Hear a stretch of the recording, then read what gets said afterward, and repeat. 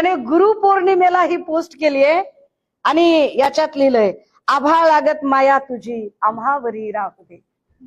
PSI वर आभाळ लागत माया तुझी. काय कसली माया करायची असेल बरं?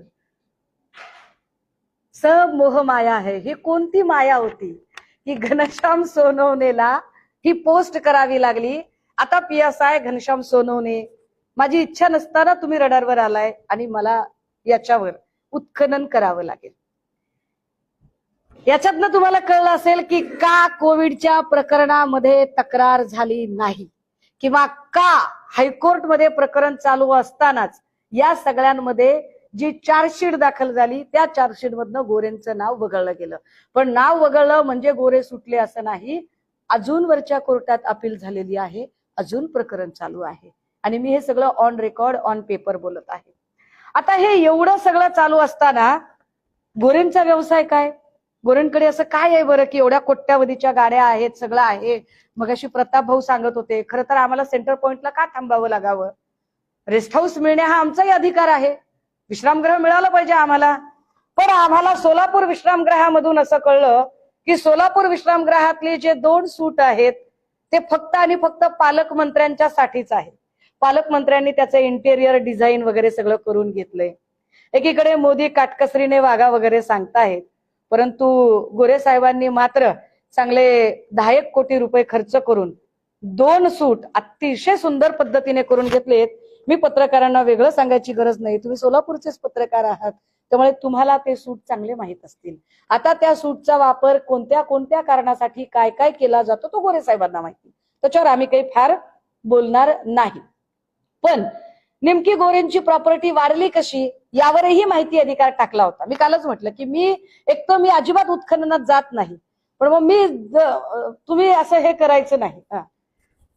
तर मग मला असं कळलं की 2019चा एक ITR त्यांनी इलेक्शनच्या निमित्ताने दिलेला होता आणि त्या ITR मध्ये त्यांनी असं लिहिलं की त्यांच्या पत्नी सोनिया गोरे या कमावत्या आहेत आणि त्यांना किती मिळते, तर त्यांना वार्षिक साधारणतः 56 लाखाचं पॅकेज मिळतं. सुहास पाटील ठुम नावाचे हे कोणी ठेकेदार आहेत. कोण सुहास पाटील? कोणत्या काय कामाचा कसला वर्क पोर्टफोलिओ आहे? कोणत्या कामासाठी वार्षिक 56 लाखाचं पॅकेज मिळत होतं? ह्याचे कुठलाही वृत्तांत काहीही उपलब्ध नाही. माझी अपेक्षा आहे की गोरे या सगळ्या प्रश्नांची उत्तरं देतील, कारण गोरे साहेबांना चुनुकदार कामगिरी करण्याची लहर आली होती.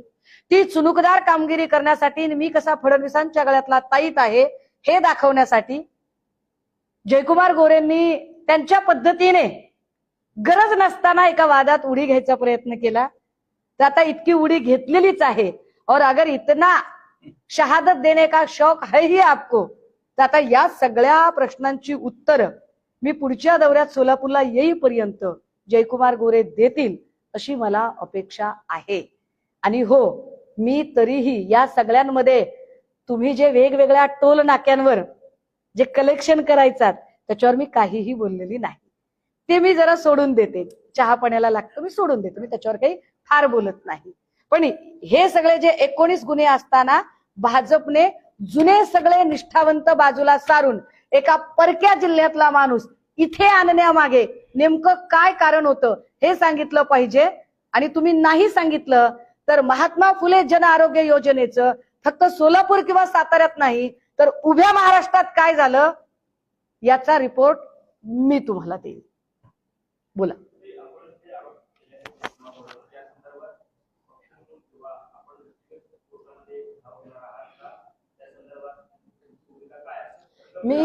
मी आता जे काही आरोप, हे आरोप नाहीत दादा. आरोप कशाला म्हणतात?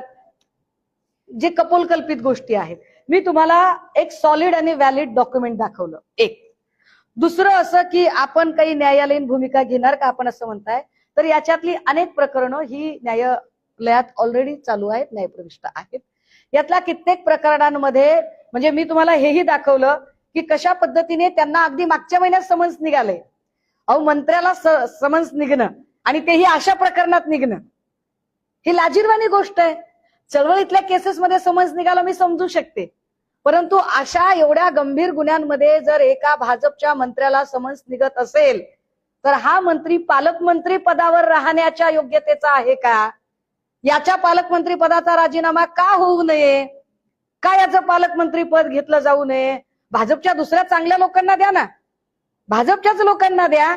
कारण तुम्ही काही शिंदेना देणार नाही, तुम्ही शिंदेच्या कोपऱ्याला गुळच लावणार आहात आणि शिंदेची लोक तुम्ही वाजंत्री म्हणूनच फक्त सोबत घेणार आहात. ह्याच्या पलीकडे त्यांना काही फार किंमत तुम्ही देणार नाहीत, हेही स्पष्ट आहे. पण तुमच्या भाजपच्या तरी जुन्या जाणत्या लोकांना द्या, एवढं साधं म्हणणं आहे आमचं. बोला.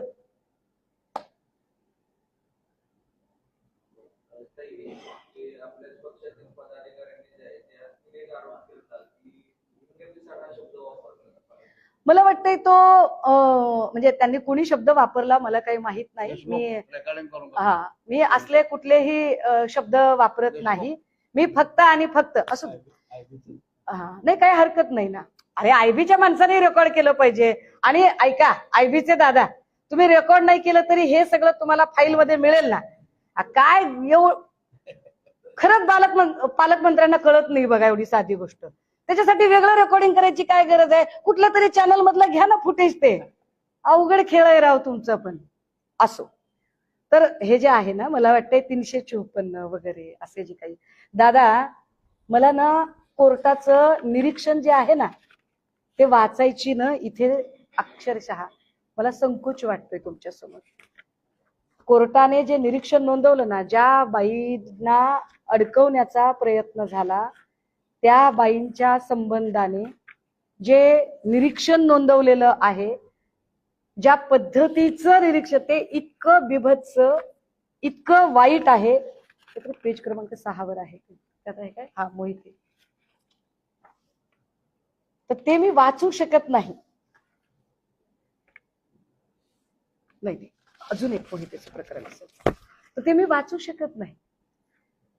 त्यामुळे ते जे काही शब्द असतील ना ते फार कमी आहेत, खूप कमी तीव्रतेचे ते शब्द असावेत असं मला वाटतंय. मग त्याच्यावर आता काय असो, बोला.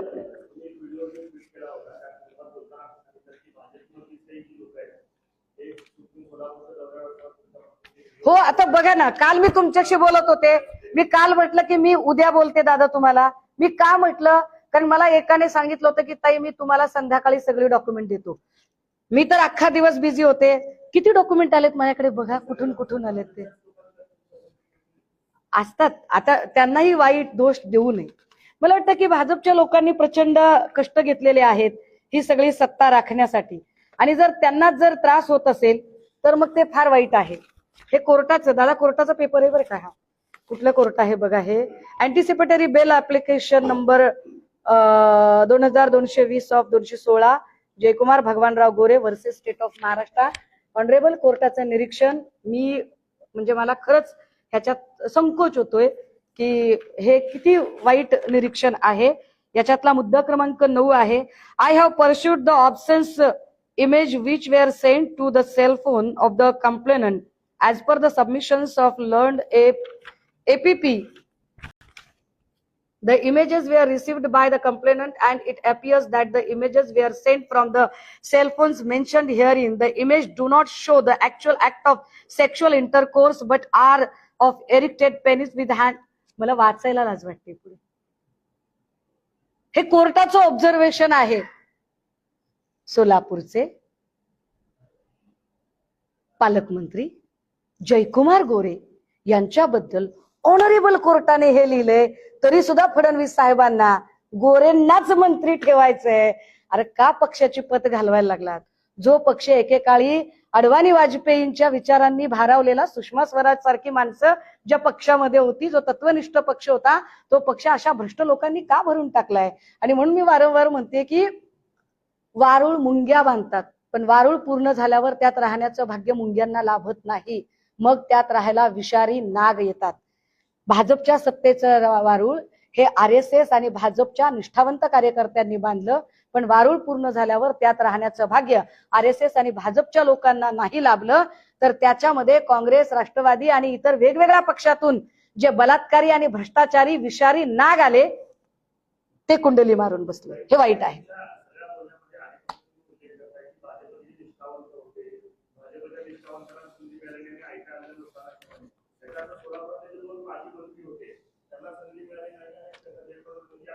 बघा, मला सोलापूरमध्ये सॉरी,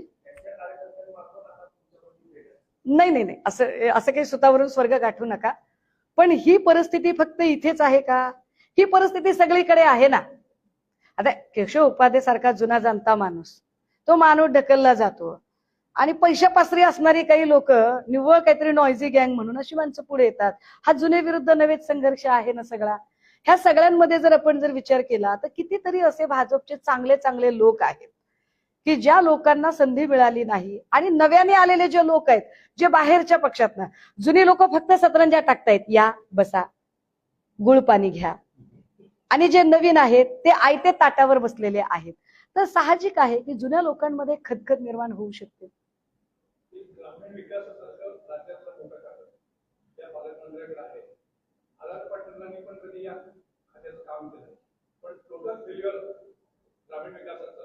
एकंदरीत आपल्या निदर्शनास येतं का?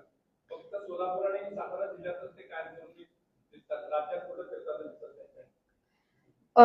मी काल एक ऑडिओ ट्विट केलं होतं. मी परत एकदा ती ऑडिओ सांगितली पाहिजे की ग्राम विकास खात्याचा जो कारभार चालतो तो कसा चालतो हे विजय चौधरी जे भाजपचे महामंत्री होते, ज्यांच्या तब्बल 7,500 ऑडिओ क्लिप आता बाहेर आलेले आहेत, आणि ती एक एक क्लिप आता व्हायरल होतीये. त्याच्यातल्या काही क्लिप अजून भयंकर आहेत याच्यापेक्षाही, ज्या मी पुण्याच्या किंवा मुंबईच्या पत्रकार परिषदेत नंतर सांगेन. पण स्पेशली जयकुमार गोरेंबद्दलचं काय म्हणणं आहे भाजपच्या लोकांचं ते जरा आपल्याला सांगितलं पाहिजे. 4 पत्र दिले साहेबांनी शहादा तालुक्यातून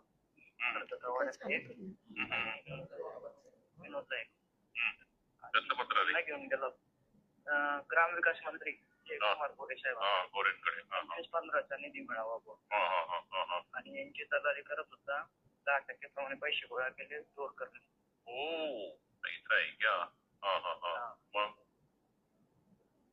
गेले होते मंत्रालयात.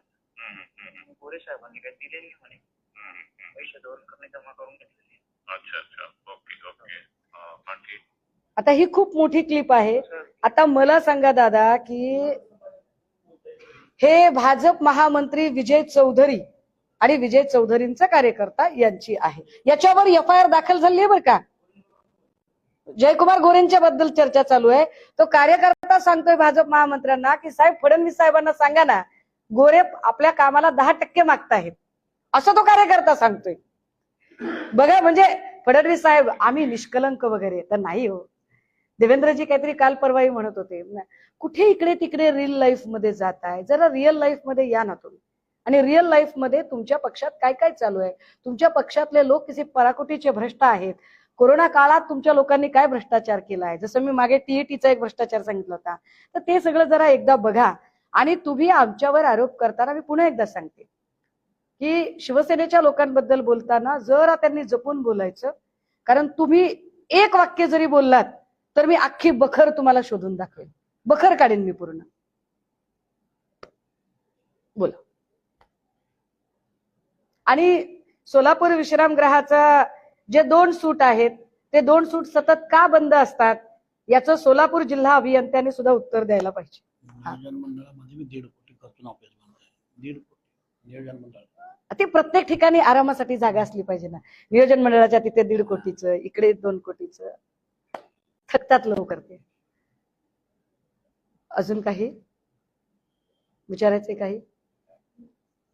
थँक्यू.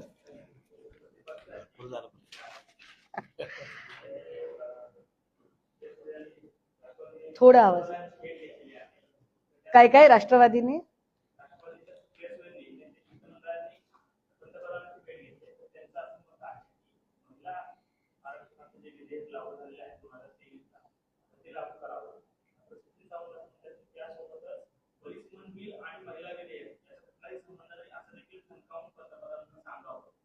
अगदी बरोबर आहे.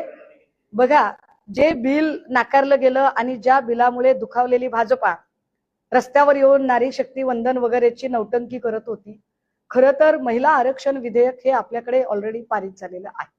पारित झालेल्या बिलाला आता लागू करत असताना फक्त आणि फक्त सेन्सस आणि या सगळ्या गोष्टींची गरज आहे.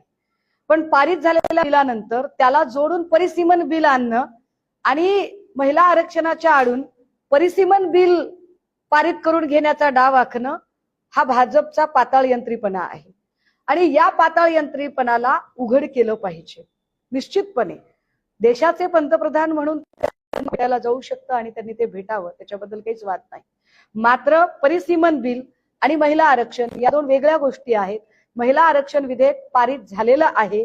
परिसीमन विधेयक ज्यांना पारित करायचंय त्यांना जाणीवपूर्वक दक्षिणेचा टक्का कमी करून उत्तरेचा टक्का वाढवायचा आहे आणि उत्तरेचा टक्का वाढवल्यावर आपण भाजप म्हणून सत्तेमध्ये पुढची अनेक वर्ष राहू शकतो अशा दिवा स्वप्नामध्ये भाजपचे नेते आहेत. मात्र मला असं वाटतंय की जेनजीने यांना यांची जागा दाखवलेली आहे आणि या भारताच्या इतिहासात एकमात्र हे दुर्दैव आहे की पहिले असे पंतप्रधान आहेत की ज्यांच्याबद्दल आंदोलनामध्ये इतक्या वाईट पद्धतीने लोकांनी त्यांना उत्तर दिली, पण याचा अर्थ लगेचच मोदींनी मैंने तुमको माफ किया, आप होते कौन हो माफ करने वाले. मुळात तुम्ही तुमच्या पक्षाने जे काही सगळं पेरलेलं आहे ते आता उगून येते दाम दुप्पट योजनेने, हे त्यांनी समजून घेतलं पाहिजे. आणि परिसीमन विधेयकाच्या बिलावर तुम्ही सहमती करण्याचा प्रयत्न कराल तर ती सहमती होणार नाही. राष्ट्रवादी काँग्रेसच्या नेत्या आहेत सुप्रियाजी, त्यामुळे त्या गेल्या असतील किंवा अजून कुणी गेले असतील, त्यांनी कुणीही हे आवर्जून त्यांच्याशी बोलताना सांगितलं पाहिजे की परिसीमन विधेयक आणि महिला विधेयक या दोन वेगळ्या गोष्टी आहेत.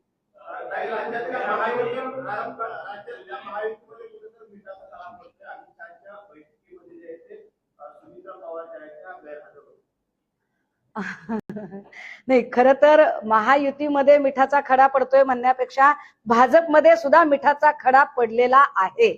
आपण जर बघितलं तर पंकजा मुंडे यांनी मला आता रिटायर्ड व्हावंसं वाटतंय असं म्हणणं असेल किंवा वारंवार जर तुम्ही बघितलं तर चंद्रकांत पाटील का बरं गोत्यात येत असतील बोलत असताना की त्यांना गोत्यात आणण्याचा प्रयत्न केला जातोय ठरवून, हे फार विचार करण्यासारखं आहे. चंद्रशेखर बावनकुळे ज्यांना सातत्यानं असं वाटतंय की कधी एकदा फडणवीस केंद्रात जातील आणि कधी एकदा मुख्यमंत्री पदाची माळ माझ्या गळ्यात पडेल, यासाठी बावनकुळे अक्षरशः बाशिंग बांधून तयार आहेत. पण त्यातला जो सुप्त संघर्ष आहे तो सुप्त संघर्ष लपलेला नाही. राष्ट्रवादी काँग्रेसचं असणारं अर्थ खातं हक्काचं आहे. खाते वाटपामध्ये दिवंगत लोकनेते अजितदादा यांनी अर्थ खातं सांभाळलेलं होतं, त्यामुळे ते अर्थ खातं हे राष्ट्रवादीच्याच वाट्याला जायला पाहिजे. पण त्या राष्ट्रवादीवर भाजपा ज्या पद्धतीने कुंडली मारून बसलेली आहे हे भयंकर आहे. म्हणजे भाजपा कोणालाच अजिबात वर येऊ देत नाही आणि भाजपा जो मेरा है वो मेरा है और जो तेरा है वो भी मेरा है या न्यायाने जे भाजपाचं चाललेलं आहे ते अत्यंत वाईट आहे. राहिला प्रश्न शिंदेच्या लोकांचा, तर मी जसं म्हटलं की त्यांचा वापर फार तर वाजंत्रीकार म्हणून आहे. परिसीमन बिलासाठी काही खासदार गरजेचे आहेत, त्या हिशोबाने जे काही चाललेलं आहे त्यांचं असं काही फार मोठा से आहे, फार मोठं काही म्हणणं आहे, ते म्हणणं आपल्याला दिसत नाही.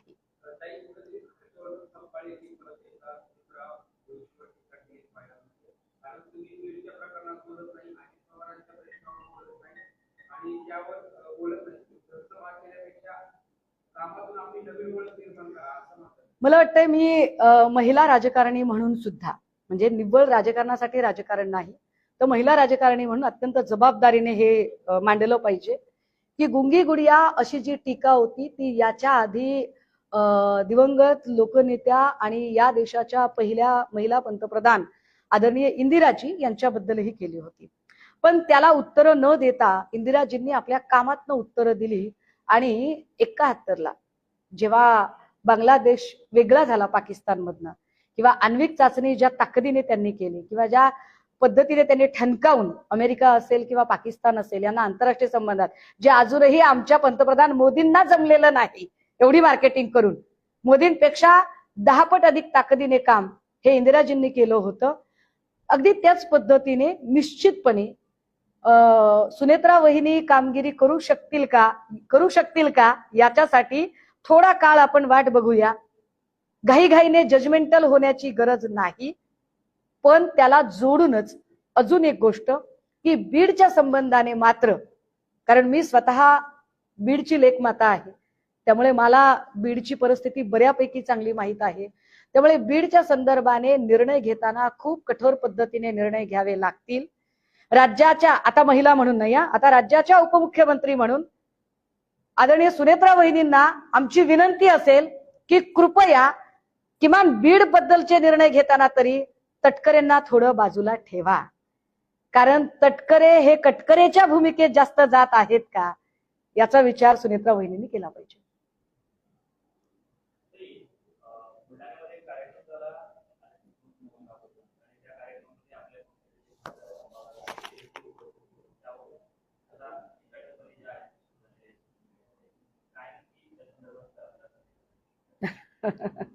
मला असं वाटतंय की या सगळ्या संदर्भाने एकतर काय जेनजीशी संवाद असल्यामुळे काही असू शकतं. नेमकं त्या निमंत्रणाचे कंगोरे काय ते मला माहित नाहीत. मात्र मी जरा पक्षप्रमुखांशी या संदर्भात निश्चित, कारण मला वाटतं की मी इकडे असतानाच तिकडे तो एक दौरा चालू होता, त्यामुळे मी इतकी माझ्या सोलापूरच्या दौऱ्यात व्यस्त आहे की तिकडचे मला काही फारसं माहित नव्हतं. मी निश्चित माहिती घेते आणि आपल्याशी बोलते त्यावर. अरे जाऊ दे, ऐका ना प्लीज, जरा काहीतरी राव, दर्जा राखाव नका. या या या असल्या काही याच्यावर मला काही बोलायची इच्छा नाही. बाकी अजून काही? हा,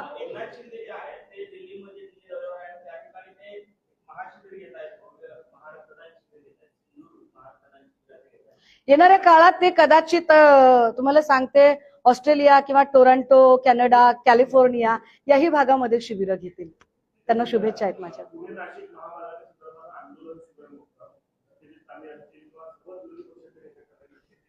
कशाच्या संदर्भातलं?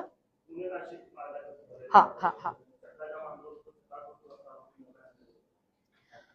खर तर मी नाशिकचा कायापालट करून दाखवेन. मी नाशिकचे सगळे रस्ते सुधारून दाखवेन. मी पुणे नाशिक महामार्ग सुधारून दाखवेन.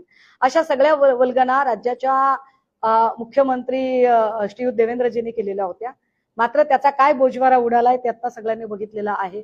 सत्यजित तांबे असतील किंवा एकूण सगळी मंडळी ज्यांना रोज पुणे नाशिक या सगळ्या रस्त्यावरून प्रवास करायचा, फेस करायचे आणि तिथल्या जनतेलाही फेस करायचे, त्यामुळे आता अडचण अशी आहे की नेमकं भाजप काय काम करतंय. आम्ही इतके रस्ते बांधले, रस्ते बांधले, पण त्याची गुणवत्ता किती आहे ती गुणवत्ता पण एकदा तपासली पाहिजे. कारण त्या रस्त्यांना जर पुन्हा खड्डे पडत असतील, मिसिंग लिंक तर झालंच झालं. मिसिंग लिंकवर आत्ताही त्याचे फुटेज दाखवू शकते. आता सुद्धा तिथे क्रेन लागलेले आहेत. आत्ताही अर्ध्या रस्त्यामध्ये पिंप वगैरे लावून ठेवलेली आहेत. आणि तीच परिस्थिती जर तुम्ही पुणे नाशिकचा भरमसाठ टोल घेता तर तशी सुविधा लोकांना दिली पाहिजे. त्यामुळे या सगळ्या आंदोलनाला निश्चितपणे आम्ही पाठबळ दिलं पाहिजे. ओके. काल बार्शीचे आमदार नव्हते बैठकीला.